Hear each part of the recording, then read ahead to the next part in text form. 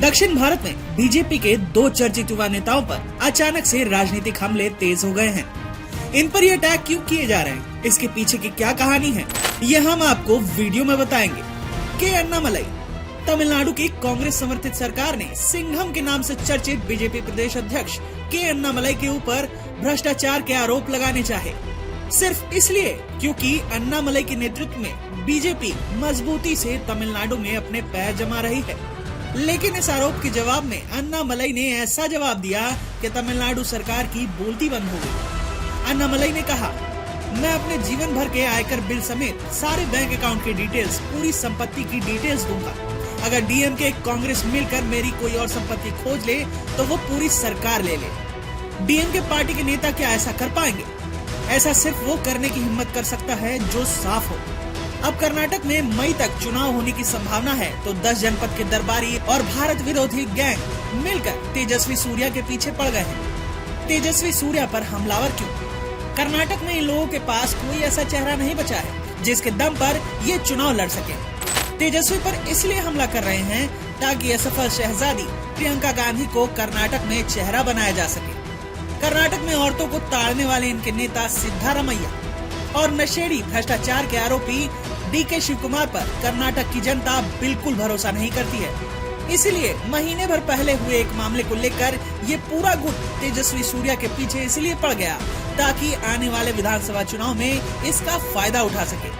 तेजस्वी सूर्या ही क्यों? क्योंकि तेजस्वी सूर्या इनके एजेंडे में पूरी तरह फिट बैठते हैं। वो एक पढ़े लिखे लॉ ग्रेजुएट होने के साथ साथ आरएसएस के स्वयंसेवक भी हैं। वही आरएसएस जिसे ये कांग्रेसी आए दिन गाली देते रहते हैं। तेजस्वी सूर्या में देशभक्ति कूट कूट कर भरी है। तेजस्वी ने भारतीय सेना के जवानों के लिए मात्र 9 साल की उम्र में अपनी पेंटिंग बेचकर कारगिल फंड में दान दिया था। दूसरी तरफ इन कांग्रेसियों को देशभक्ति तनिक भी रास नहीं आती। इनके साथ तो टुकड़े टुकड़े गैंग वाले ही खड़े दिखते हैं। तेजस्वी सूर्या अपनी मेहनत के दम पर जनता के समर्थन से सांसद बने हैं, जबकि कांग्रेस और जेडीएस दोनों के शहजादे अपनी विरासत की सियासत के सहारे नेता बने हैं। तेजस्वी सूर्या का युवाओं में काफी क्रेज है। कांग्रेसियों को डर है कि कर्नाटक में युवा वोटर ज्यादा हैं, तो उनके बीच में तेजस्वी की छवि को बिगाड़ने में लगे हुए हैं। इसलिए ये लोग हाथ धोकर एक पुराने मामले को लेकर तेजस्वी सूर्या के पीछे पड़ गए हैं। मामला क्या है? ये लोग तेजस्वी सूर्या पर यह आरोप लगा रहे हैं कि सूर्या ने प्लेन के इमरजेंसी एग्जिट गेट को खोल दिया था, जिसकी वजह से प्लेन 2 घंटे देरी से उड़ान भर सकी। सच्चाई क्या है?